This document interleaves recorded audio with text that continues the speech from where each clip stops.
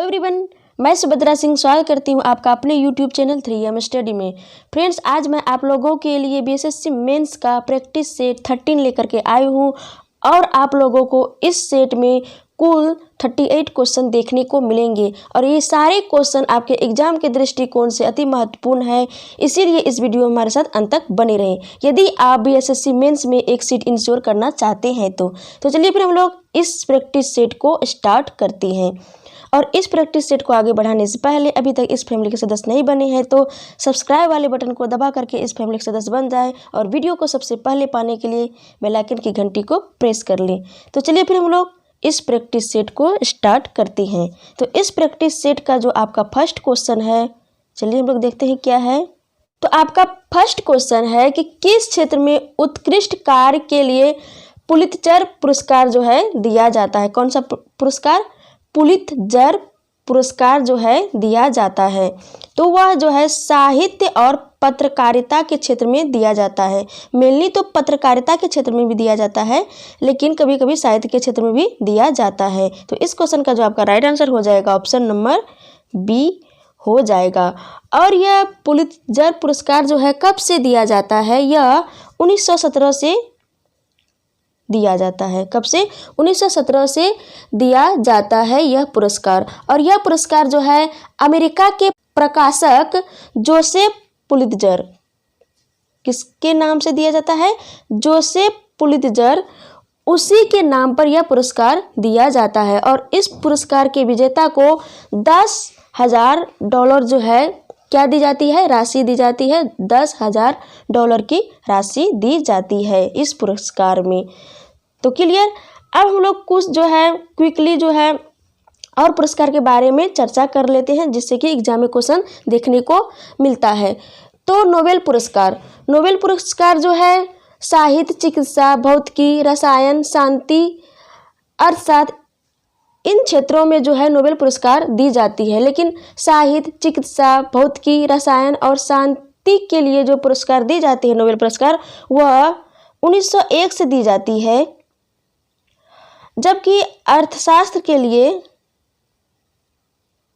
किसके लिए? अर्थशास्त्र के लिए जो है 1969 से दी जाती है। ये पॉइंट बहुत ही इंपॉर्टेंट है, इसको भी आप लोग माइंड में रखेंगे। और साहित्य, चिकित्सा, भौतिकी, रसायन और अर्थशास्त्र, इन सभी के लिए जो नोबेल पुरस्कार देती है वह स्वीडन देती है। जबकि शांति के लिए जो है कौन देती है? नॉर्वे देती है। ये भी पॉइंट आप लोग माइंड में रखेंगे। और नॉर्वे का जो कैपिटल है कहाँ पे है? ओस्लो है। और यदि हम लोग स्टॉकहोम नहीं, स्वीडन का कैपिटल की बात करें तो वह कहाँ पे है? स्टॉकहोम है। ये भी पॉइंट आप लोग माइंड में रखेंगे। और आइए हम लोग क्विकली और सब पुरस्कार के बारे में जान लेते हैं। जैसे ऑस्कर पुरस्कार, ऑस्कर पुरस्कार किस क्षेत्र में दिया जाता है? फिल्म क्षेत्र में, और 1929 से दिया जाता है। कलिंग पुरस्कार दिया जाता है विज्ञान के क्षेत्र में, और यह कब से दिया जाता है? 1952 से दिया जाता है। और मान बुकर पुरस्कार जो दिया जाता है यह साहित्य के क्षेत्र में दिया जाता है और 1969 से दिया जाता है। और इस पुरस्कार में 60,000 पाउंड दिए जाते हैं। ग्रैमी पुरस्कार यह संगीत के क्षेत्र में दिया जाता है और 1958 से दिया जाता है। और दादा साहेब फाल्के पुरस्कार यह भी फिल्म के क्षेत्र में दिया जाता है और कब से दिया जाता है? 1969 से दिया जाता है। और इसमें जो है स्वर्ण कमल और 10 लाख रुपये दिए जाते हैं। ज्ञानपीठ पुरस्कार, ज्ञानपीठ पुरस्कार साहित्य के क्षेत्र में दिया जाता है और 1965 से दिया जाता है। और इस पुरस्कार में जो है 11 लाख रुपये दिए जाते हैं। रेमन मैग्सेसे पुरस्कार, रेमन मैग्सेसे पुरस्कार जो है सरकारी सेवा, जन सेवा, पत्रकारिता, साहित्य, संचार, अंतर्राष्ट्रीय समझ के क्षेत्र में दिया जाता है। सरस्वती सम्मान, सरस्वती सम्मान जो है साहित्य के क्षेत्र में दिया जाता है और 1991 से दिया जा रहा है और 5 लाख रुपये इसमें दिए जाते हैं। वाचस्पति पुरस्कार यह संस्कृत साहित्य के क्षेत्र में दिया जाता है और 1992 से यह दिया जा रहा है। शंकर पुरस्कार भारतीय दर्शन, संस्कृति तथा कला क्षेत्र में दिए जाते हैं। व्यास सम्मान यह साहित्य के क्षेत्र में दिए जाते हैं। कबीर पुरस्कार सामाजिक सद्भाव के क्षेत्र में दिए जाते हैं। और ध्यानचंद पुरस्कार जो है खेलों के जीवन भर की उपलब्धियों के लिए दिए जाते हैं। द्रोणाचार्य पुरस्कार खेल प्रशिक्षण के लिए दिए जाते हैं 1985 से और 5 लाख रुपये दिए जाते हैं। अर्जुन पुरस्कार खेल के क्षेत्र में दिए जाते हैं 1961 से, और इसमें 5 लाख रुपये दिए जाते हैं। राजीव गांधी खेल रत्न पुरस्कार खेलों में सराहनीय प्रदर्शन के लिए दिए जाते हैं और 1992 से दिए जा रहे हैं, और इसमें जो है 7.5 लाख रुपये जो है दिए जाते हैं। शांति स्वरूप भटनागर पुरस्कार यह विज्ञान के क्षेत्र में दिया जाता है, और कब से दिया जाता है? 1957 से दिया जाता है, और इसमें 2 लाख रुपये दिए जाते हैं। धन्वंतरी पुरस्कार यह चिकित्सा के क्षेत्र में दिया जाता है और 1971 से दिया जा रहा है। और बोरलॉग पुरस्कार कृषि की पैदावार में उल्लेखनीय योगदान के लिए 1973 से दी जा रही है। तो ये सारे पुरस्कार जो है आप लोग माइंड में सेट कर लेंगे, क्योंकि इससे एग्जाम में क्वेश्चन देखने को मिलता है। तो क्लियर। अब बढ़ते हैं नेक्स्ट क्वेश्चन की ओर। आपका नेक्स्ट क्वेश्चन है कि केंद्र गृह मंत्री के पद पर रहते हुए भारत रत्न, क्वेश्चन है, फिर मैं पढ़ देती हूँ इसको, कि केंद्र गृह मंत्री के पद पर रहते हुए भारत रत्न पुरस्कार पाने वाला एकमात्र नेता है। तो वो कौन से नेता है? वह गोविंद वल्लभ पंत है। कौन से नेता है? गोविंद वल्लभ पंत जो है यह केंद्र मंत्री के पद पर रहते हुए भारत रत्न पुरस्कार पाने वाला एकमात्र नेता है। और यह जो है चौथे नंबर के जो है गृह मंत्री थे। चौथे नंबर के यह गृह मंत्री थे। और लाल बहादुर शास्त्री जो है, कौन? लाल बहादुर शास्त्री, यह जो है इसको जो पुरस्कार मिला था भारत रत्न पुरस्कार, इसको मरणोपरांत मिला था। और मरणोपरांत पाने वाले सबसे पहले, या इसको इस तरह से कहें कि लाल बहादुर शास्त्री जो है मरणोपरांत भारत रत्न पाने वाले प्रथम व्यक्ति है। कौन? लाल बहादुर शास्त्री। और इसको कब पुरस्कार मिला था लाल बहादुर शास्त्री को?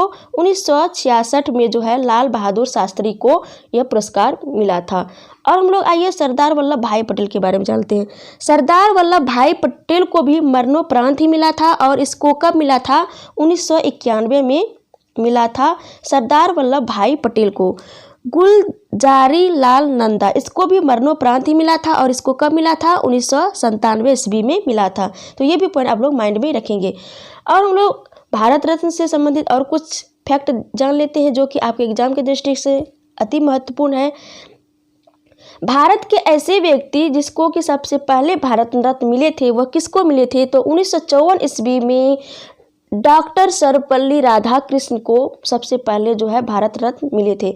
लेकिन 1954 में जो है डॉक्टर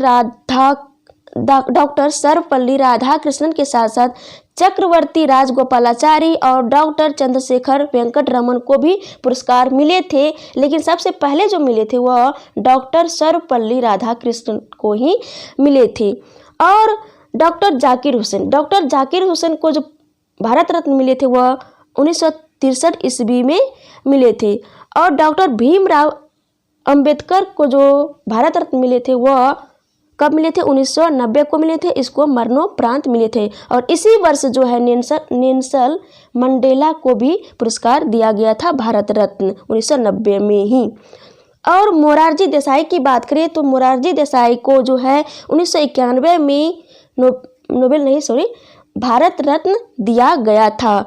और हम लोग एक क्वेश्चन और यहाँ पे बहुत इंपॉर्टेंट है कि भारत रत्न पाने वाले प्रथम विदेशी व्यक्ति कौन थे? तो वह खान अब्दुल गफ्फार खान थे। ये बहुत ही मोस्ट इंपॉर्टेंट पॉइंट है आपके एग्जाम के दृष्टिकोण से कि पहले विदेश ऐसे कौन से विदेशी हैं जो कि भारत रत्न प्राप्त किए थे? तो वह खान अब्दुल गफ्फार खान है। उसको कब मिले थे? 1987 ईस्वी में। कब? 1987 ईस्वी में जो है खान अब्दुल गफ्फार खान को जो है पुरस्कार दिए गए थे, और यह प्रथम विदेशी थे भारत रत्न प्राप्त करने वाले।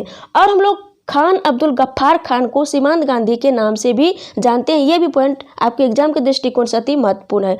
और हम लोग डॉक्टर राजेंद्र प्रसाद की बात करें तो इसको कब पुरस्कार दिया गया था? तो इसको 1962 ईस्वी में जो है यह भारत रत्न प्राप्त किए थे।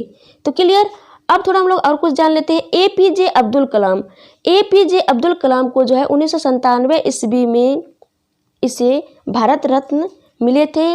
और इसके साथ साथ जो है गुलजारी लाल नंदा, इसके बारे में तुम लोग डिस्कस कर ही चुके। और अरुणा आसफ अली को भी पुरस्कार मिला था, भारत रत्न। उसके बाद हम लोग मौलाना अबुल कलाम आज़ाद के बारे में भी जान लेते हैं। मौलाना अबुल कलाम आज़ाद को मरणोपरांत जो है 1992 ईस्वी में भारत रत्न मिला था। इसके साथ साथ सत्यजीत राय को मिला था। मदर टेरेसा को, यह पॉइंट एग्जाम के दृष्टिकोण से अति महत्वपूर्ण है, तो मदर टेरेसा को 1980 ईस्वी में भारत रत्न मिला था और इंदिरा गांधी को 1971 ईस्वी में भारत रत्न मिला था। और हम लोग SS सुब्बालक्ष्मी के बारे में बात करें तो यह क्वेश्चन एग्जाम में आ चुका है कि SS सुब्बालक्ष्मी को कब जो है भारत रत्न मिला है, तो 1998 ईस्वी में मिला है। और इसी के साथ साथ जयप्रकाश नारायण को भी भारत रत्न मिला था। आचार्य विनोबा भावे को 1983 ईस्वी में मरणोपरांत इसको भारत रत्न मिला। तो इस तरह से जितने भी इम्पोर्टेंट क्वेश्चन बनते थे भारत रत्न से, इस सारे को हम लोग डिस्कस किए। और हम लोग थोड़ा और डिस्कस करते हैं लता मंगेशकर को 2001 ईस्वी में भारत रत्न मिला था। इसके साथ साथ उस्ताद बिस्मिल्लाह खां को मिला था और सचिन तेंदुलकर को जो मिला था वह 2014 में मिला था। और अटल बिहारी वाजपेयी को जो मिला था, उसके साथ साथ मदन मोहन मालवीय को भी तो 2015 में मिला था। तो ये सारे पॉइंट आपके एग्जाम के दृष्टिकोण से अति महत्वपूर्ण है, इसलिए सारे को माइंड में रखेंगे। तो क्लियर। अब बढ़ते हैं नेक्स्ट क्वेश्चन की ओर। आपका अगला क्वेश्चन है कि महिलाओं के सशक्तिकरण के लिए राष्ट्रीय नीति किस वर्ष में अपनाई गई थी? तो वह कब अपनाई गई थी महिलाओं के सशक्तिकरण के लिए राष्ट्रीय नीति? तो वह 2001 में अपनाई गई थी। कब अपनाई गई थी? 2001 में अपनाई गई थी महिलाओं के सशक्तिकरण के लिए राष्ट्रीय नीति। और 2005 के बारे में भी कुछ जान लेते हैं। 2005 में जो है सूचना का अधिकार जो है लागू हुआ था। 2005 में सूचना का अधिकार जो है क्या हुआ था? लागू हुआ था। तो यह भी पॉइंट आप लोग माइंड में रखेंगे। कौन सा पॉइंट? इस पॉइंट को भी आप लोग माइंड में रखेंगे। और हम लोग महिला के सशक्तिकरण के बारे में और कुछ जान लेते हैं। संविधान के आर्टिकल 15 में, किसमें? संविधान के आर्टिकल 15 में जो है लैंगिक असमानता को दूर करने के प्रयास हेतु जो सरकार ने क्या किया था, 1992 ईस्वी में राष्ट्रीय महिला आयोग का गठन किया था। और यह किस लिए किया था? महिलाओं के सशक्तिकरण हेतु ही किया था। और राष्ट्रीय महिला आयोग जो है वह क्या है? एक सांविधिक निकाय है। सांविधिक निकाय है। यह भी पॉइंट आप लोग माइंड में रखेंगे, क्योंकि एग्जाम में यह भी क्वेश्चन आता है कि राष्ट्रीय महिला आयोग जो है वह कैसी निकाय है? संवैधानिक निकाय है कि असंवैधानिक निकाय है कि सांविधिक निकाय है? तो राष्ट्रीय महिला आयोग जो है वह क्या है? सांविधिक निकाय है। तो क्लियर। अब बढ़ते हैं नेक्स्ट क्वेश्चन की ओर। क्वेश्चन नंबर आपका 4 है कि भारत का केंद्र औषधि अनुसंधान संस्थान कहाँ है? तो भारत का जो केंद्र औषधि अनुसंधान संस्थान जो है वह कहाँ पे है? लखनऊ में है। और लखनऊ में ही 20 अनुसंधान संस्थान भी है। लखनऊ में 20 अनुसंधान संस्थान भी है। तो यह भी पॉइंट आप लोग माइंड में रखेंगे। और यहाँ पे और एक क्वेश्चन आता है जो कि कंफ्यूज करने वाला होता है। केंद्रीय अनुसंधान की बात किए तो वो लखनऊ में है और 20 अनुसंधान की बात किए तो वो भी कहाँ पे है? लखनऊ में। यदि भारत का केंद्र वन अनुसंधान की बात करें तो वो कहाँ पे हुआ? देहरादून में है। यह पॉइंट बहुत ही इम्पोर्टेंट है कि औषधि की बात करें तो वह लखनऊ में है, लेकिन भारत का केंद्र वन अनुसंधान की बात करें तो वह कहाँ पे है? देहरादून में है। और यहाँ पे एक क्वेश्चन और क्लियर होता है कि भारत का केंद्र औषधि अनुसंधान हो या भारत का केंद्र वनस्पति अनुसंधान हो, तो यह भी कहाँ पे है? लखनऊ में ही है। हम यहाँ पे थोड़ा देहरादून के बारे में डिस्कस किए हैं कि भारत का केंद्र वन अनुसंधान कहाँ है, तो देहरादून में है। तो आइए हम लोग देहरादून में और कौन कौन से जो संस्थान है, तो देहरादून में जो है आपके केंद्र वन अनुसंधान देहरादून में ही है। भारतीय पेट्रोलियम संस्थान ये भी देहरादून में ही है। और भारतीय सर्वेक्षण विभाग ये भी देहरादून में ही है। और दृष्टि विकलांगता हेतु राष्ट्रीय संस्थान यह भी कहाँ पे है? देहरादून में ही है। और हम लोग मद्रास से रिलेटेड, मद्रास जो है कहाँ पे पड़ता है, तमिलनाडु में, और तमिलनाडु में ही क्या पड़ता है, चेन्नई पड़ता है। तो चेन्नई में जो है चमड़ा अनुसंधान संस्थान है, यह भी पॉइंट आप लोग माइंड में रखेंगे। अब थोड़ा हम लोग बेंगलुरु के बारे में जान लेते हैं। बेंगलुरु में कौन सा संस्थान है, तो बेंगलुरु में जो आपके भारतीय विज्ञान संस्थान है, रमन अनुसंधान संस्थान है, पारिस्थितिकी अनुसंधान केंद्र है और भारतीय खगोल संस्थान जो है, ये सभी कहाँ पे है, आपके बेंगलुरु में है। और हम लोग दिल्ली की बात करें तो दिल्ली में जो है आपके भारतीय मौसम विज्ञान केंद्र है, कृषि अनुसंधान है, क्या है, कृषि अनुसंधान है। उसके बाद अखिल भारतीय आयुर्विज्ञान अनुसंधान है, और उसके बाद भारतीय राष्ट्रीय राजमार्ग प्राधिकरण, ये सभी जो संस्थान है कहाँ पे है, दिल्ली में है। तो इस क्वेश्चन का जो आपका राइट आंसर हो जाए कि भारत का केंद्र औषधि अनुसंधान संस्थान कहाँ है, तो वह कहाँ पे है, लखनऊ में है। तो भी आपका इस क्वेश्चन का राइट आंसर हो जाएगा। तो क्लियर। अब बढ़ते हैं आगे क्वेश्चन की ओर। क्वेश्चन नंबर आपका 5 में है कि भारतीय भाषाओं में हिंदी के बाद विश्व में कौन सी भाषा अधिकतम बोली जाती है। तो भारतीय भाषाओं में हिंदी के बाद विश्व में जो है बांग्ला बोली जाती है। कौन सी भाषा बोली जाती है, बांग्ला बोली जाती है विश्व स्तर पर। यदि लेकिन हम भारत के स्तर पर बात करें कि भारत में जो है हिंदी के बाद दूसरी सबसे ज़्यादा बोली जाने वाली भाषा कौन सा है, तो वह कौन सा है, वह आपका तमिल है। कौन सा है, वह आपका तमिल भाषा है। तो क्लियर। और हम लोग भारतीय भाषाओं के बारे में थोड़ा कुछ जान लेते हैं कि भारतीय भाषा में हिंदी को जो राष्ट्रीय भाषा का दर्जा दिया गया वो कौन से आर्टिकल के तहत दिया गया था। तो भारतीय संविधान के आर्टिकल 343 के तहत जो है हिंदी को राजभाषा और देवनागरी को लिपि के रूप में स्वीकृत किया था। तो यह भी पॉइंट आप लोग माइंड में रखेंगे। तो क्लियर। अब बढ़ते हैं नेक्स्ट क्वेश्चन की ओर। आपका नेक्स्ट क्वेश्चन है कि लिंगराज मंदिर कहाँ स्थित है। तो लिंगराज मंदिर जो है वह भुवनेश्वर में स्थित है। तो इस क्वेश्चन का जो आपका राइट आंसर हो जाएगा ऑप्शन नंबर सी हो जाएगा। कहाँ पे, भुवनेश्वर में स्थित है। और इस लिंगराज मंदिर को जो बनाए थे वह कौन बनाए थे, कौन निर्माण किए थे, तो उड़ीसा के गंग वंश का जो शासक था अनंत वर्मा ने ही, कौन, अनंत वर्मा ने ही जो है लिंगराज मंदिर का निर्माण कराया था।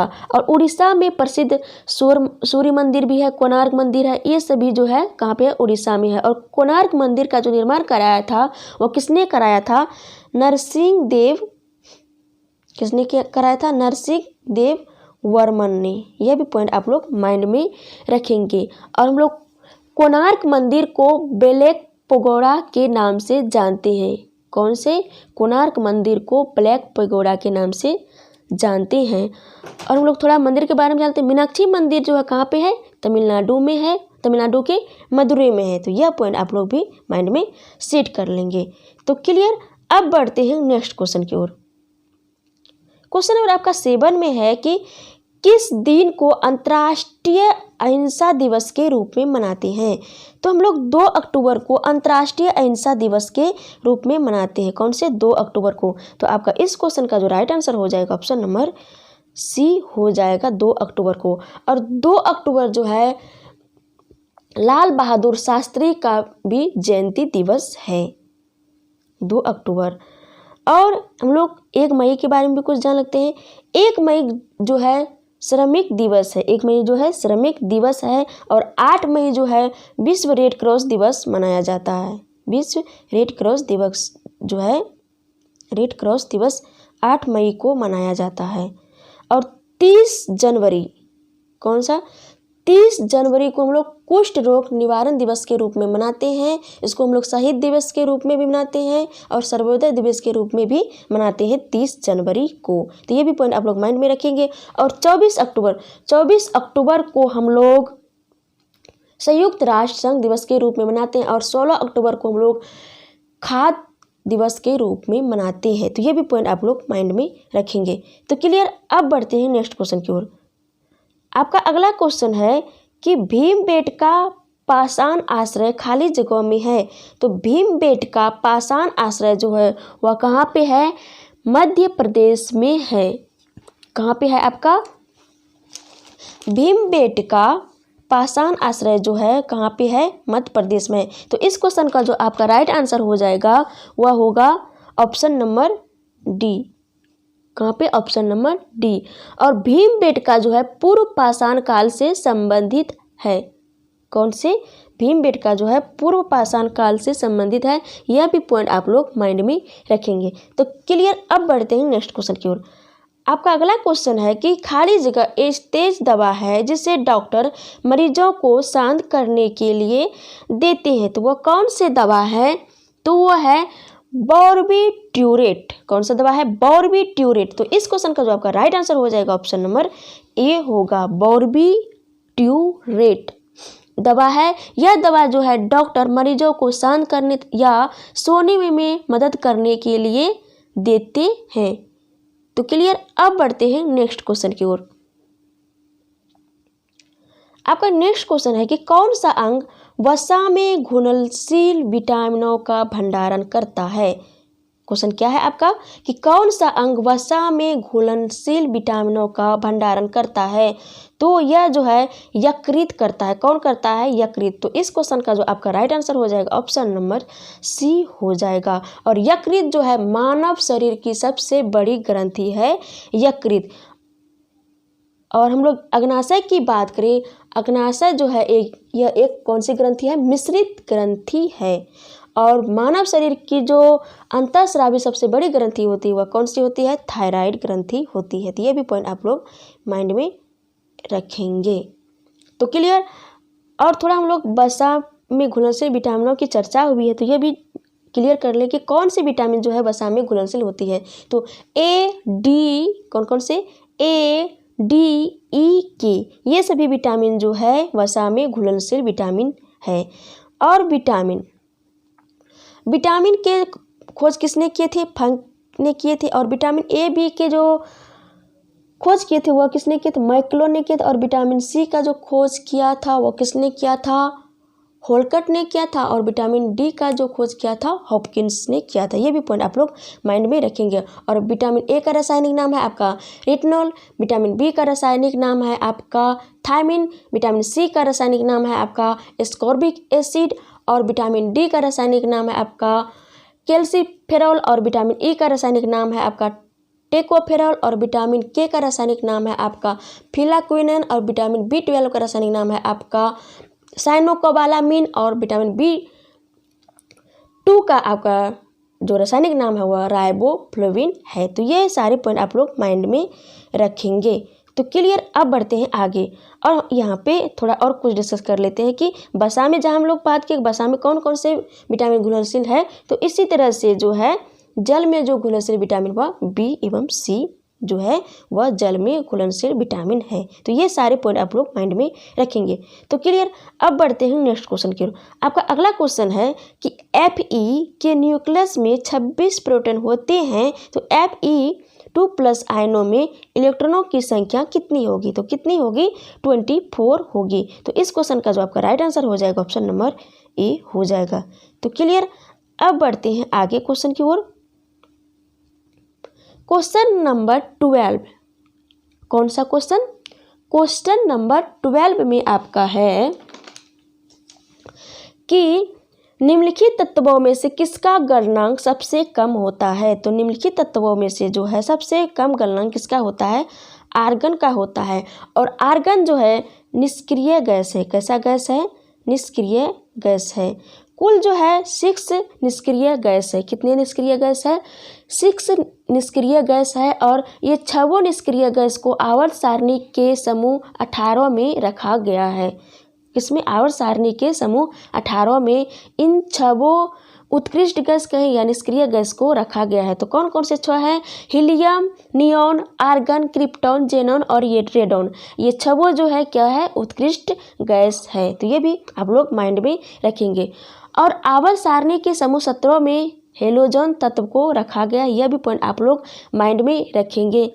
और आवर्त सारणी, आधुनिक जो आवर्त सारणी जो है, जो दिए हैं, किसने दिए हैं, तो वह हेनरी मोसले ने दिए हैं। आधुनिक आवर्त सारणी 1913 ईस्वी में हेनरी मोसले ने, किसने, हेनरी मोसले ने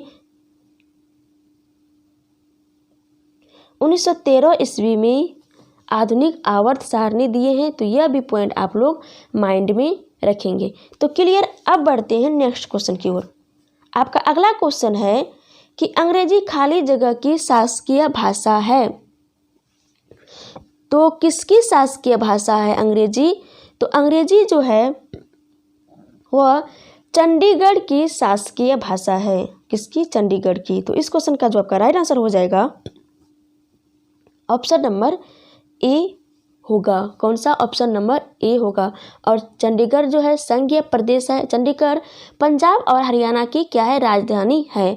और नागालैंड की जो शासकीय भाषा है यह क्या है? अंग्रेजी ही है। कौन सा? अंग्रेजी ही है। तो क्लियर। अब बढ़ते हैं नेक्स्ट क्वेश्चन की ओर। आपका अगला क्वेश्चन है कि पन्ना राष्ट्रीय उद्यान किस राज्य में है? तो पन्ना राष्ट्रीय उद्यान जो है कौन से राज्य में है आपका? तो यह जो है मध्य प्रदेश में है। कौन से राज्य में है? मध्य प्रदेश में पन्ना राष्ट्रीय उद्यान है। और मध्य प्रदेश में जो है सबसे अधिक राष्ट्रीय उद्यान की बात करें तो देश में सबसे अधिक राष्ट्रीय उद्यान कहाँ पे है? तो वह मध्य प्रदेश में ही है। और इसीलिए जो हम लोग मध्य प्रदेश को टाइगर स्टेट के नाम से भी जानते हैं। तो ये भी पॉइंट आप लोग माइंड में रखेंगे। इसके साथ साथ हम लोग और थोड़ा डिस्कस करते हैं कि मध्य प्रदेश में कौन कौन से राष्ट्रीय उद्यान हैं। तो बांधवगढ़ राष्ट्रीय उद्यान, कान्हा किसली राष्ट्रीय उद्यान, माधवगढ़ राष्ट्रीय उद्यान, पन्ना राष्ट्रीय उद्यान, पेंच राष्ट्रीय उद्यान, वन विहार, सतपुड़ा, ये सभी राष्ट्रीय उद्यान जो है कहाँ पे है? मध्य प्रदेश में है। तो क्लियर। और हम लोग यह जान लेते हैं कि भारत में प्रथम राष्ट्रीय उद्यान कौन सा था, या भारत का पहला पार्क या राष्ट्रीय उद्यान कौन सा था? तो वह हेली पार्क था। कौन सा? Heli national park. Heli national park था। और इसका जो स्थापना किया गया था 1936 ईस्वी में। हेली नेशनल पार्क का स्थापना जो है 1936 ईस्वी में किया गया था। लेकिन उसके बाद जो है देश की स्वतंत्रता होने के बाद जो है हेली नेशनल पार्क को जिम कॉर्बेट राष्ट्रीय उद्यान के नाम में परिवर्तित कर दिया। या आप ये कहें कि जिम कॉर्बेट राष्ट्रीय उद्यान का जो पुराना नाम था वह हेली नेशनल पार्क था, जिसकी स्थापना कब हुई? 1936 में हुई। और जिसको बदल के बाद में बदल करके जिम कॉर्बेट राष्ट्रीय उद्यान उसका नाम रखा गया, जो कि कहाँ पे है? उत्तराखंड में है। कहाँ पे है? उत्तराखंड में है। तो क्लियर। अब लोग यहाँ पे ऑप्शन बी में आपका महाराष्ट्र है। तो महाराष्ट्र रिलेटेड भी कुछ राष्ट्रीय उद्यान के बारे में चर्चा कर लेते हैं। तो राष्ट्रीय उद्यान महाराष्ट्र में कौन कौन से हैं जो कि एग्जाम के दृष्टिकोण से आपके लिए अति महत्वपूर्ण है? तो गुगामल, तडोबा, तनसा, बोरीवली, नवेगांव और चंदेली, ये सारे जो है बहुत ही इंपॉर्टेंट राष्ट्रीय उद्यान है महाराष्ट्र। कौन कौन से? गुगामल, चंदेली और नवेगांव, ये तीनों बहुत ही इंपॉर्टेंट। गुगामल, चंदेली, नवेगांव और इसके साथ साथ तडोबा, तनसा, बोरीवली, ये सभी जो महाराष्ट्र में है। और राजस्थान की बात करें तो राजस्थान में जो है भरतपुर और केवलादेव, भरतपुर को हम लोग केवलादेव के नाम से ही जानते हैं। ये राष्ट्रीय उद्यान बहुत ही इंपॉर्टेंट है। उसके बाद सरिस्का, दर्रा, कुंभलगढ़, रणथंभौर, ये सभी राष्ट्रीय उद्यान जो है कहाँ पे है? आपके राजस्थान में है। और हम लोग गुजरात की बात करें तो गुजरात में गिर है, उसके बाद वसंदा, नल सरोवर, उसके बाद कृष्ण मृग, ये सभी जो है कहाँ पे है? गुजरात में। ये सभी आपके राष्ट्रीय उद्यान है। तो इस तरह से हम लोग बहुत सारी यहाँ पे राष्ट्रीय उद्यान को रिवीजन किए। तो चलिए फिर बढ़ते हैं नेक्स्ट क्वेश्चन की ओर। तो इस क्वेश्चन में जो आपका राइट आंसर हो जाएगा ऑप्शन नंबर डी हो जाएगा कि पन्ना राष्ट्रीय उद्यान कहाँ पे है? तो मध्य प्रदेश में है। तो क्लियर। अब बढ़ते हैं आगे की ओर। क्वेश्चन नंबर आपके 15 में कि BSE, जिसको हम लोग बम्बई स्टॉक एक्सचेंज के नाम से जानते हैं, BSE सेंसेक्स का जो गठन हुआ था वह कितने कंपनियों से मिलकर के बना था? तो यह 30 कंपनियों से मिलकर के बना था बम्बई स्टॉक एक्सचेंज। तो इस क्वेश्चन का जो आपका राइट आंसर हो जाएगा ऑप्शन नंबर ए हो जाएगा। कितना? 30। 30 कंपनियों से मिलकर के BSE बना था। और बम्बई स्टॉक एक्सचेंज जो है ये कहाँ पे स्थित है? यह मुंबई में स्थित है। और बम्बई स्टॉक एक्सचेंज जो है यह भारत के साथ साथ जो है एशिया का सबसे पुराना स्टॉक एक्सचेंज है। कौन सा? Bombay stock exchange. और भारत में और एक स्टॉक एक्सचेंज है, तो वह कौन से है? National stock exchange. यह विश्व का तीसरा सबसे बड़ा जो है कारोबार करने वाला स्टॉक एक्सचेंज है। कौन सा?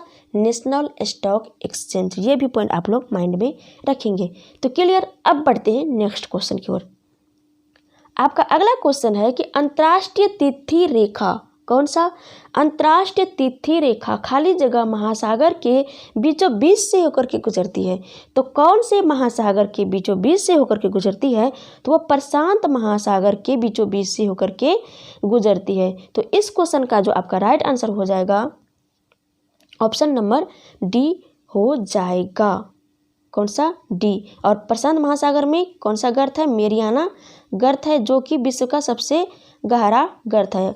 और हिंद सागर में सुंडा गर्त है।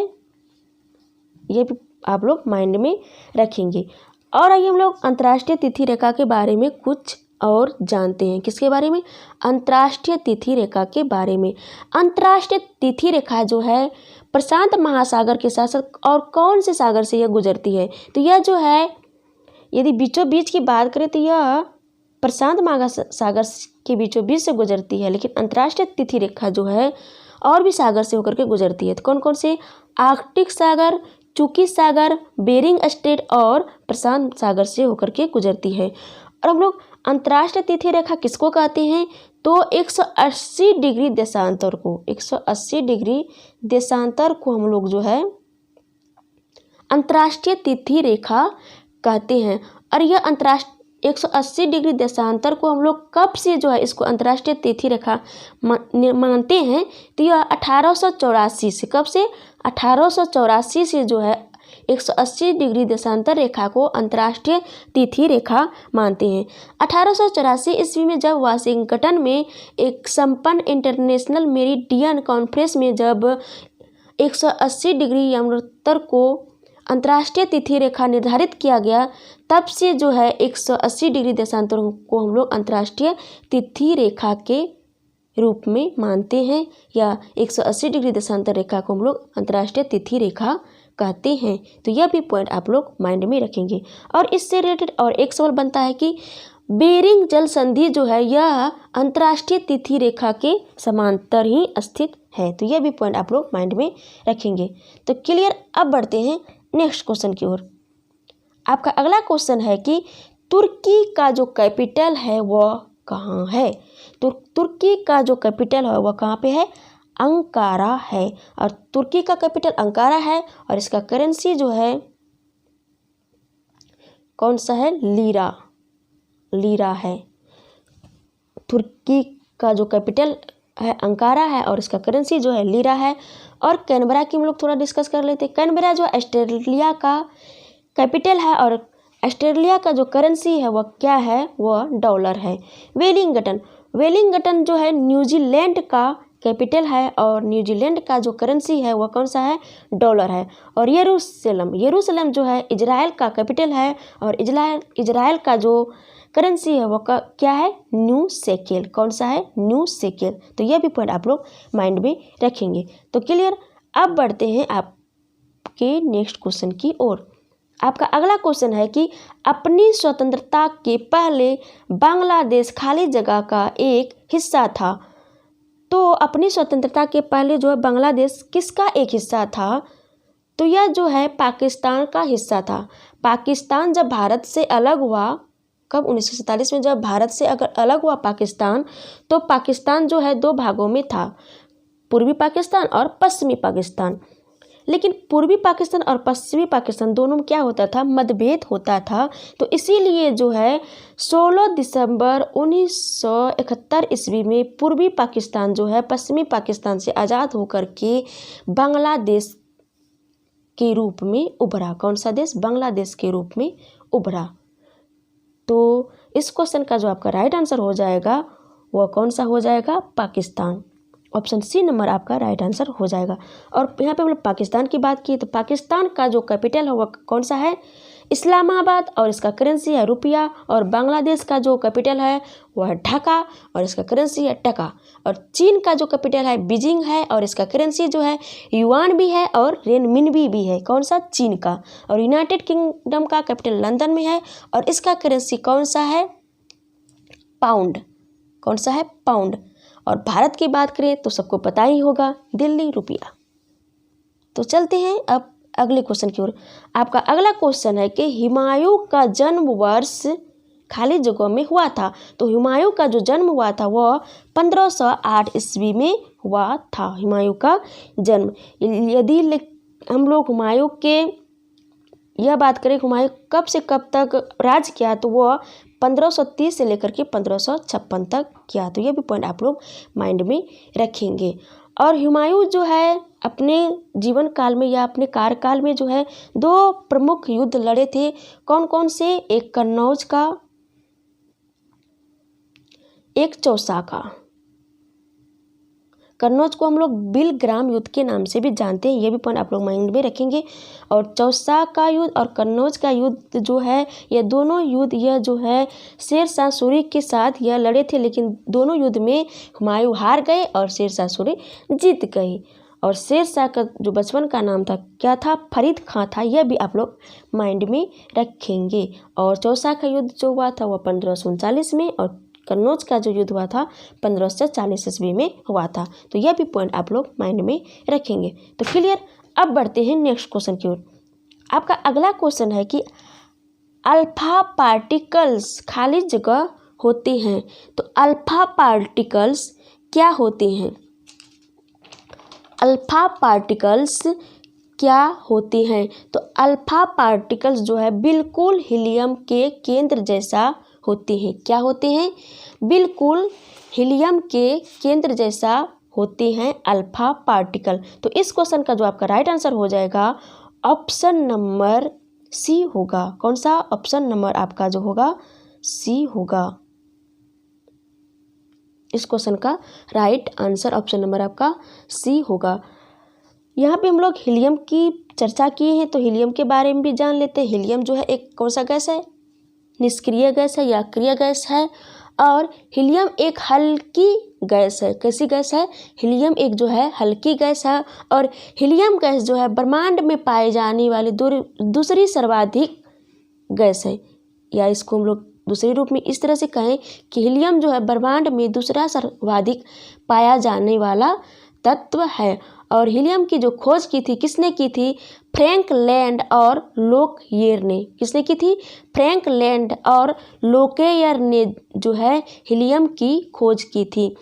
और हीलियम किसका हीलियम जो है किस चीज़ के लिए उपयोग किया जाता है? जैसे कि मौसम संबंधी जानकारी यदि प्राप्त करनी हो तो क्या करते हैं कि गुब्बारा में हीलियम भर करके आसमान में छोड़ देती है। इससे यह पता चलता है कि मौसम कैसा है। मौसम संबंधी जानकारी प्राप्त करने के लिए हम लोग क्या करते हैं? गुब्बारे में हीलियम गैस को भर करके आसमान में छोड़ देते हैं। तो यह भी पॉइंट आप लोग माइंड में रखेंगे। तो क्लियर। अब बढ़ते हैं अगले क्वेश्चन की ओर। आपका क्वेश्चन नंबर 21 में है, क्या है आपका क्वेश्चन नंबर 21 में? प्रतिरोध की एसआई मात्रक क्या है?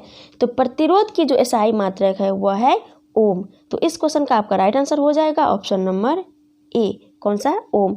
आइए हम लोग कुछ और जो राशि है उसके एसआई मात्रक के बारे में जानते हैं। तो प्रेरकत्व का जो एसआई मात्रक होता है वह क्या होता है? हेनरी होता है। प्रेरकत्व का जो एसआई मात्रक होता है वह हेनरी होता है। आवृत्ति का जो एसआई मात्रक होता है वह हर्ट्ज जो होता है। और जड़त्व आघूर्ण, किसका? जड़त्व आघूर्ण का जो एसआई मात्रक होता है वह किलोग्राम वर्ग मीटर होता है। और संवेग का जो एसआई मात्रक होता है वो होता है किलोग्राम या मीटर प्रति सेकेंड। या तो किलोग्राम या तो मीटर प्रति सेकेंड होता है संवेग का। और हम लोग वही आवेग की बात करें तो आवेग का जो एसआई मात्रक होता है न्यूटन सेकेंड होता है। और दाब का पास्कल होता है। विद्युत आवेश का कूलम्ब होता है। और चुंबकीय प्रेरण या चुंबकीय क्षेत्र की तीव्रता का जो SI मात्रक होता है वह क्या होता है? टेस्ला होता है। तो यह SI मात्रक होता है चुंबकीय प्रेरण या चुंबकीय क्षेत्र की तीव्रता का। SI मात्रक की बात करें तो वह टेस्ला होता है। यदि हम लोग CGS मात्रक की बात करें तो वह गाउस होता है। किसका? चुंबकीय प्रेरण या चुंबकीय क्षेत्र की तीव्रता का CGS मात्रक जो होता है गाउस होता है। तो यह भी पॉइंट आप लोग माइंड में रखेंगे। जैसे कि बल का जो CGS मात्रक होता है वह क्या होता है? डाइन होता है। तो यह भी पॉइंट आप लोग माइंड में रखेंगे। यदि हम लोग बल का SI मात्रक की बात करें तो वो न्यूटन होता है, लेकिन CGS मात्रक की बात करें तो वह डाइन होता है। तो क्लियर। अब बढ़ते हैं नेक्स्ट क्वेश्चन की ओर। आपका अगला क्वेश्चन है कि इनमें से किसने भारत के प्रधानमंत्री के रूप में सबसे अधिक समय तक कार्य किया? तो किसने कार्य किया? तो जवाहरलाल नेहरू ने। किसने? जवाहरलाल नेहरू जो है भारत के प्रधानमंत्री के रूप में सबसे अधिक समय तक कार्य किया। उसके बाद इंदिरा गांधी ने की। उसके बाद मनमोहन सिंह ने जो है भारत के प्रधानमंत्री के रूप में सबसे अधिक समय तक कार्य किए हैं। तो इस क्वेश्चन का जो आपका राइट आंसर हो जाएगा ऑप्शन नंबर ए हो जाएगा। तो क्लियर। अब बढ़ते हैं आपके अगले क्वेश्चन की ओर। आपका अगला क्वेश्चन है कि लोकसभा में सदस्यों की अधिकतम संख्या कितनी हो सकती है? तो अधिकतम संख्या जो है 552 हो सकती है। तो इस क्वेश्चन का जो आपका राइट आंसर हो जाएगा ऑप्शन नंबर सी हो जाएगा। लेकिन प्रेजेंट टाइम में जो लोकसभा में सदस्यों की जो संख्या है वह 545 है। कितना है? 545 है। लेकिन अभी जो लोकसभा में जो सदस्य हैं प्रेजेंट टाइम में कितने सीटों में सदस्य है? अभी 543 में ही है। तो ये भी पॉइंट आप लोग माइंड में रखेंगे। तो क्लियर। अब बढ़ते हैं नेक्स्ट क्वेश्चन की ओर। आपका अगला क्वेश्चन है, क्वेश्चन नंबर आपका 24 है कि पेरियार टाइगर रिजर्व किस राज्य में है? तो पेरियार टाइगर रिजर्व जो है वह केरल राज्य में है। कौन से राज्य में है? केरल राज्य में है। तो इस क्वेश्चन का जो आपका राइट आंसर हो जाएगा ऑप्शन नंबर सी हो जाएगा। कौन से राज्य में? केरल राज्य में है। और केरल राज्य में और सारे जो है अभ्यारण्य है जो कि एग्जाम के दृष्टिकोण से अति महत्वपूर्ण है। जैसे मथिकेतन। कौन से? मथिकेतन जो है यह केरल राज्य में ही है। तो यह भी पॉइंट आप लोग माइंड में रखेंगे। और ऑप्शन बी में आपके तमिलनाडु है। तो तमिलनाडु से रिलेटेड भी आप लोग माइंड में रखेंगे कि कौन से अभ्यारण्य जो है तमिलनाडु में है। तो तमिलनाडु में जो है मुदुमलाई, मुकुर्थी, यदि मुकुर्थी की बात करें तो तमिलनाडु में है, लेकिन केरल में जो है मथिकेतन है। कौन सा? मथिकेतन है। तो तमिलनाडु में मुदुमलाई, मुकुर्थी, ऊटी, पलानी ये सभी राष्ट्रीय अभ्यारण्य जो है तमिलनाडु में है। और हम लोग तेलंगाना की बात करें, तेलंगाना में जो है किन्नरसानी पाखल। कौन कौन सा? किन्नरसानी पाखल जो है यह तेलंगाना राज्य में है। और उत्तराखंड की बात करें तो उत्तराखंड में जिम कार्बेट, नंदा देवी, राजा जी और गोविंद चमोली ये सभी राष्ट्रीय पार्क जो है कहाँ पे है? उत्तराखंड में है। तो ये सारे पॉइंट आप लोग माइंड में रखेंगे। तो क्लियर। अब बढ़ते हैं नेक्स्ट क्वेश्चन की ओर। आपका अगला क्वेश्चन है, क्या है आपका अगला क्वेश्चन कि इलेक्ट्रिक ट्रम खाली जगह द्वारा आविष्कार किया गया था। तो इलेक्ट्रिक ट्रम जो है फ्योदोर पिरोत्स्की के द्वारा आविष्कार किया गया था। तो इस क्वेश्चन का जो आपका राइट आंसर हो जाएगा ऑप्शन ए हो जाएगा कि इलेक्ट्रिक ट्रम का जो आविष्कार किया था फ्योदोर पिरोत्स्की ने किया था। तो क्लियर। अब बढ़ते हैं नेक्स्ट क्वेश्चन की ओर। आपका अगला क्वेश्चन है कि निम्नलिखित में से हीमोफीलिया का जो लक्षण है वो कौन सा है? तो हीमोफीलिया का जो लक्षण है वह है रक्त का थक्का न बनना। हीमोफीलिया जो है यह एक आनुवांशिक बीमारी है। यह बीमारी जिस भी व्यक्ति को हो जाता है तो उसके शरीर में यदि कहीं किसी कारणवश चोट वोट लग जाती है तो उससे यदि रक्त प्रभावित होती है तो उस रक्त का थक्का जल्दी से नहीं बनता है। तो इस क्वेश्चन का जो आपका राइट आंसर हो जाएगा ऑप्शन नंबर बी हो जाएगा, रक्त का थक्का न बनना। और विटामिन के कारण जो है रक्त का थक्का नहीं बनता है। तो और विटामिन के का जो रासायनिक नाम है वह क्या है? फिलाक्विनोन है। तो ये भी पॉइंट आप लोग माइंड में रखेंगे। और रतौंधी जो है कौन से विटामिन की कमी से होता है? ए। और विटामिन ए का रासायनिक नाम होता है रेटिनॉल। और रिकेट्स जो है विटामिन डी की कमी से होता है। तो ये भी पॉइंट आप लोग माइंड में रखेंगे। चलिए अब आगे बढ़ते हैं। आगे क्वेश्चन है आपका कि अल्पता, कौन सा, अल्पता पक्षियों द्वारा की जाने वाली परागकण की प्रणाली, परागकण की प्रक्रिया, प्रणाली नहीं है, परागकण की प्रक्रिया को खाली जगह के नाम से जानते हैं। तो वो कौन से नाम से हम लोग जानते हैं? ऑर्निथोफिली। कौन से नाम से जानते हैं उसको हम लोग? ऑर्निथोफिली के नाम से जानते हैं। तो इस क्वेश्चन का जो आपका राइट आंसर हो जाएगा ऑप्शन नंबर डी हो जाएगा। तो क्लियर।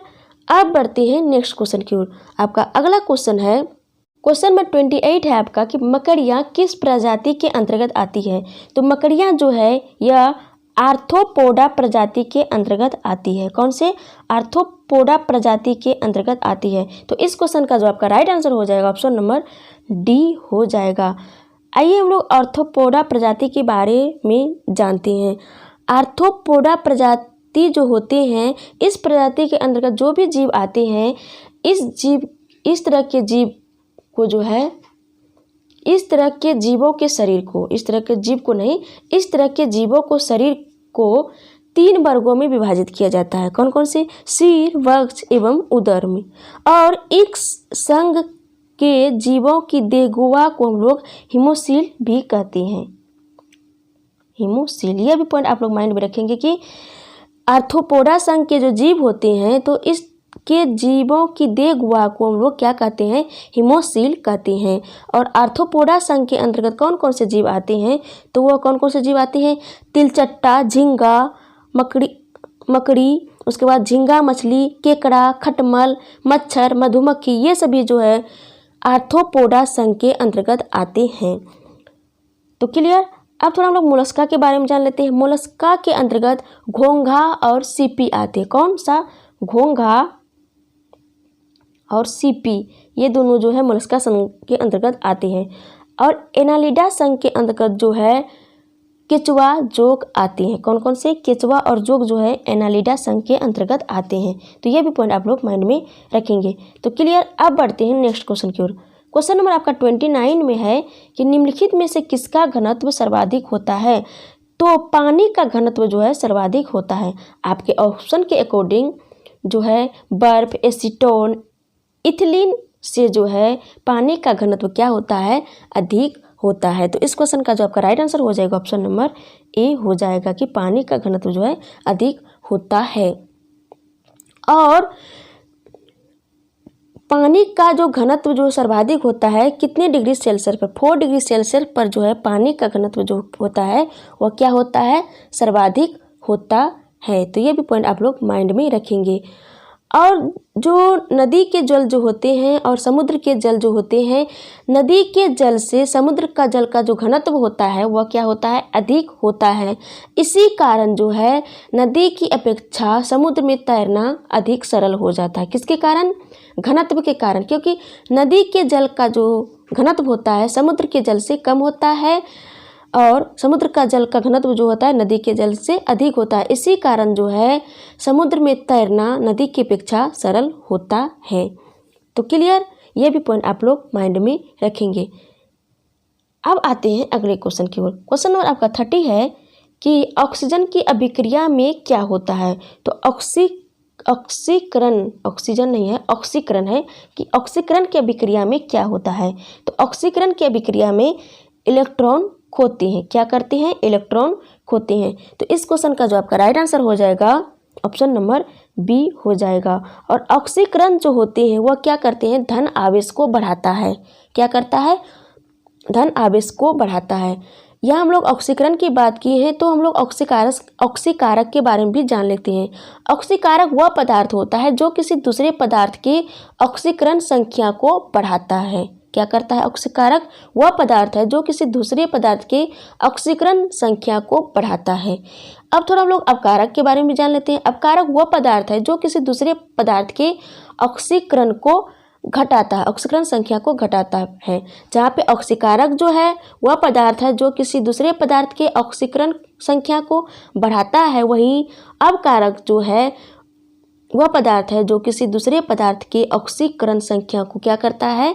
घटाता है। तो यह भी पॉइंट आप लोग माइंड में रखेंगे। तो चलिए बढ़ते हैं अगले क्वेश्चन की ओर। क्वेश्चन नंबर आपका 31 है कि नालंदा महाविहार साइट खाली जगह में है। तो नालंदा महाविहार साइट जो है वह कहाँ पे है? तो यह जो है बिहार में है। कहाँ पे है? बिहार में है। और नालंदा विश्वविद्यालय की जो स्थापना की थी किसने की थी? कुमारगुप्त ने की थी। किसने की थी? कुमारगुप्त ने की थी। और ह्वेनसांग का मानना है या ह्वेनसांग का मानना का है या यह कहे कि ह्वेनसांग के अनुसार नालंदा विश्वविद्यालय की जो स्थापना हुई थी वह कब हुई थी? 436 ईस्वी में हुई थी ह्वेनसांग के अनुसार। और नालंदा विश्वविद्यालय को जो ध्वस्त किए थे किसने किए थे? बख्तियार खिलजी ने किए थे। किसने किए थे? बख्तियार खिलजी ने किए थे। और भारत का जो सबसे प्राचीनतम विश्वविद्यालय वो कौन सा है? तक्षशिला है। और विक्रमशिला विश्वविद्यालय की जो स्थापना किए थे वो किसने किए थे? धर्मपाल ने किए थे। और ओदंतपुरी विश्वविद्यालय की जो स्थापना किए हैं वो किसने किए हैं? गोपाल ने। किसने? गोपाल ने। तो ये सारे पॉइंट आप लोग माइंड में रखेंगे क्योंकि एग्जाम के दृष्टिकोण से अति महत्वपूर्ण है। तो क्लियर। आप बढ़ते हैं अगले क्वेश्चन की ओर। आपका अगला क्वेश्चन है कि डेजर्ट फेस्टिवल खाली जगह में आयोजित किया जाता है। तो डेजर्ट फेस्टिवल जो है कहाँ पे आयोजित किया जाता है? जैसलमेर में। राजस्थान के जैसलमेर में जो है आयोजित किया जाता है। तो इस क्वेश्चन का जो आपका राइट आंसर हो जाएगा ऑप्शन नंबर बी होगा। कौन सा? जैसलमेर। और जैसलमेर जो है भारत का सबसे गर्म जिला है। जैसलमेर जो है भारत का सबसे गर्म जिला है। तो ये भी पॉइंट आप लोग माइंड में रखेंगे। और जैसलमेर में जो है थार मरुस्थल का सर्वाधिक विस्तार है। कहाँ पे? जैसलमेर में जो है थार मरुस्थल का सर्वाधिक विस्तार है। और थार मरुस्थल जो है भारत पाकिस्तान में फैला हुआ है। तो ये भी पॉइंट आप लोग माइंड में रखेंगे। और जैसलमेर में जो है पोखरण परमाणु विस्फोट परीक्षण केंद्र है। कहाँ पर? जैसलमेर में पोखरण परमाणु विस्फोट परीक्षण केंद्र है। और हम लोग थोड़ा और कुछ जान लेते हैं। सहारा मरुस्थल। सहारा मरुस्थल जो है विश्व का सबसे बड़ा मरुस्थल है। तो ये भी पॉइंट आप लोग माइंड में रखेंगे। तो क्लियर। अब बढ़ते हैं आगे क्वेश्चन की ओर। आपका अगला क्वेश्चन है कि इकोलॉजी शब्द की जो रचना की थी किसने की थी? तो अर्नेस्ट हैकल ने। किसने की थी? अर्नेस्ट हैकल ने जो है इकोलॉजी शब्द की रचना की थी। अर्नेस्ट हैकल ने। और इकोलॉजी क्या होता है? इकोलॉजी के जो अंतर्गत जो है पर्यावरण का अध्ययन किया जाता है। इकोलॉजी के अंतर्गत क्या किया जाता है? पर्यावरण का अध्ययन जो है इकोलॉजी के अंतर्गत किया जाता है। तो इस क्वेश्चन का जो आपका राइट आंसर हो जाएगा ऑप्शन नंबर सी हो जाएगा। यहाँ पे ह्यूगो डी ब्रिज है, ब्राइज नहीं है, ब्रिज है। तो ह्यूगो डी ब्रिज जो है उत्परिवर्तन के सिद्धांत दिए थे। कौन? ह्यूगो डी ब्रिज ने।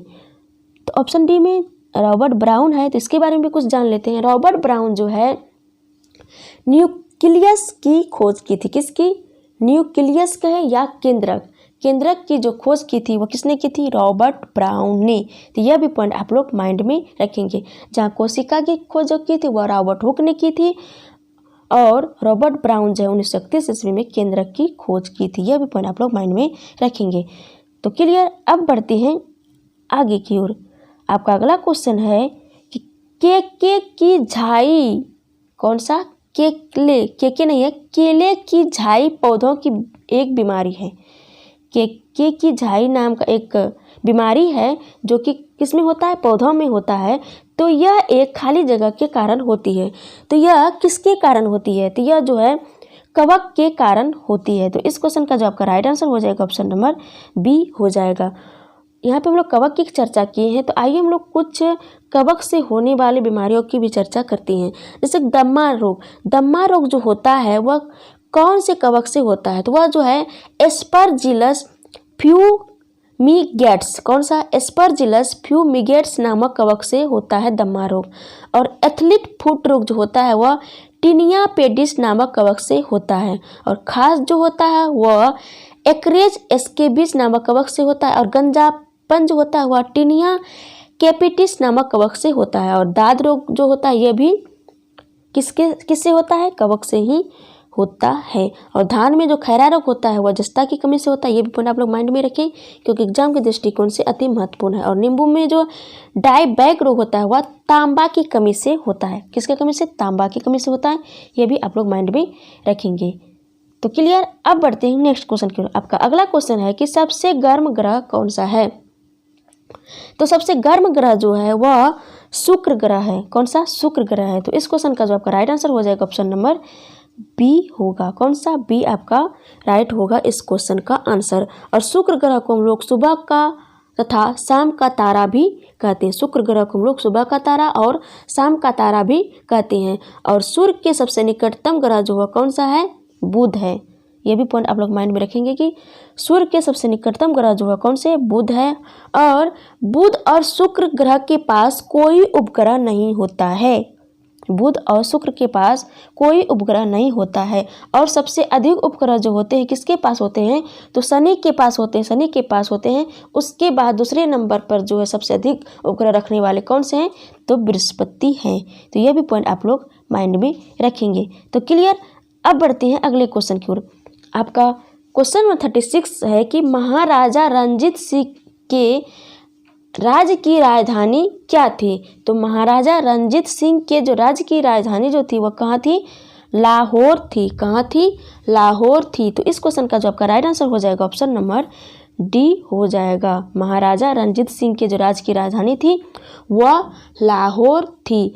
और महाराजा रणजीत सिंह के बारे में यहाँ पे हम लोग डिस्कस करे हैं। तो महाराजा रणजीत सिंह के बारे में थोड़ा कुछ जान लेते हैं। महाराजा रणजीत सिंह का जो जन्म हुआ था 1780 ईस्वी में हुआ था। और कहाँ पे हुआ था? सुकरचकिया में हुआ था। कहाँ पे? सुकरचकिया में हुआ था। और महाराजा रणजीत सिंह जो है, महाराजा रणजीत सिंह को महाराजा की उपाधि जो दी थी वह किसने दी थी? तो वह जमान शाह ने दी थी। किसने दी थी? जमान शाह ने दी थी। यह क्यों दी थी?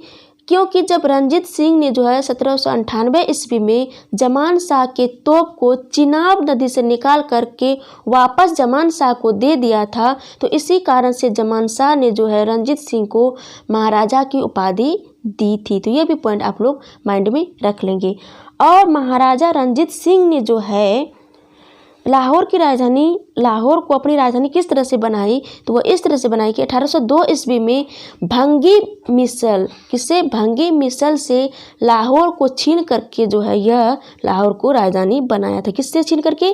भंगी मिसल को, भंगी मिसल से 1802 ईस्वी में छीन करके जो है यह लाहौर को राजधानी बनाए थे। तो ये भी पॉइंट आप लोग माइंड में रखेंगे। तो क्लियर। अब बढ़ते हैं अगले क्वेश्चन की ओर। आपका अगला क्वेश्चन है कि सापेक्षा के सिद्धांत की खोज किसने की थी?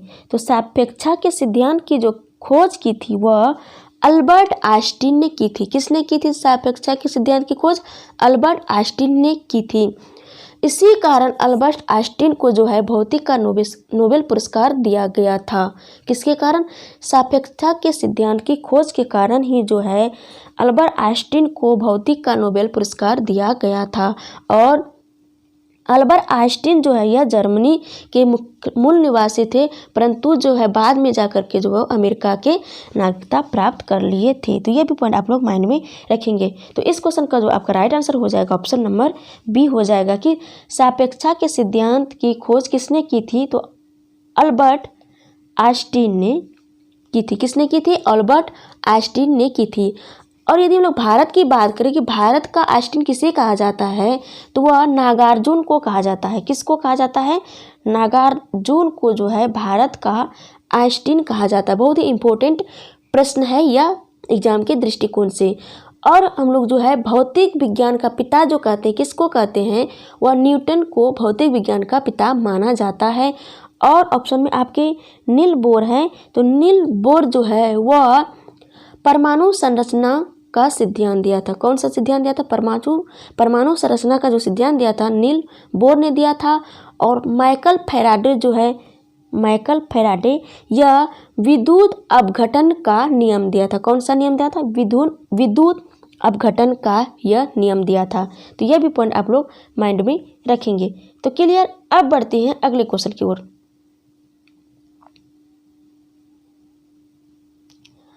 आपका अगला क्वेश्चन है या इस सेट का जो है लास्ट क्वेश्चन जो है वह क्वेश्चन नंबर 38 है।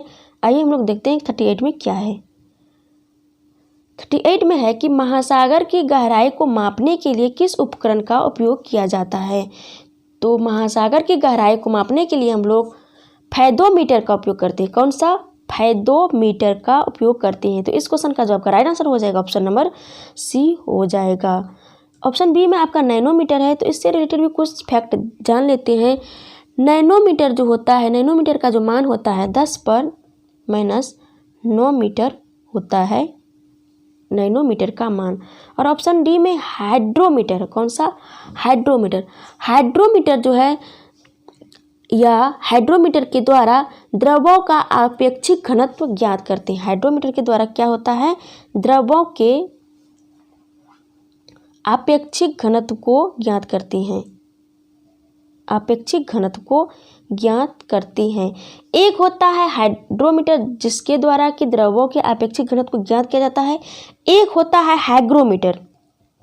क्या होता है? एक होता है हाइग्रोमीटर जिसके द्वारा हम लोग वायुमंडलीय आर्द्रता को मापते हैं। हाइग्रोमीटर के द्वारा हम लोग वायुमंडलीय आर्द्रता को मापते हैं और हाइड्रोमीटर के द्वारा हम लोग जो है द्रवों के आपेक्षिक घनत्व को मापते हैं। तो इस क्वेश्चन का जो आपका राइट आंसर हो जाएगा ऑप्शन नंबर सी हो जाएगा। वैसे हम लोग पहले इसको टिक कर दिए थे। तो इस तरह से हम लोग इस सेट में जो 38 क्वेश्चन है, इन सारे क्वेश्चन को हम लोग बहुत अच्छे तरीके से क्लियर किए, बहुत ही अच्छे तरीके से समझे और मैं आप लोगों को बहुत ही अच्छे तरीके से डिटेल एनालिसिस के साथ मैं सारे क्वेश्चन को आप लोगों को समझाने की प्रयास करी हूँ। आई होप कि ये सारे क्वेश्चन आप लोगों को बहुत ही अच्छे तरीके से क्लियर हो गए होंगे। यदि कहीं लगे कि अनक्लियर है तो आप इस प्रैक्टिस सेट को मल्टीपल टाइम्स देखें और सारे क्वेश्चन क्लियर हो जाएंगे, क्योंकि इस सेट में सारे क्वेश्चन जो है बहुत ही इंपॉर्टेंट है आपके एग्जाम के दृष्टिकोण से। आई होप कि यह वीडियो आप लोगों को बहुत ही पसंद आए होंगे। यदि पसंद आए हैं तो इस वीडियो को लाइक करें और ज़्यादा से ज़्यादा अपने फ्रेंड सर्कल में इसको शेयर करें। तो चलिए फिर मिलते हैं नेक्स्ट वीडियो में। तब तक के लिए जय हिंद, जय भारत।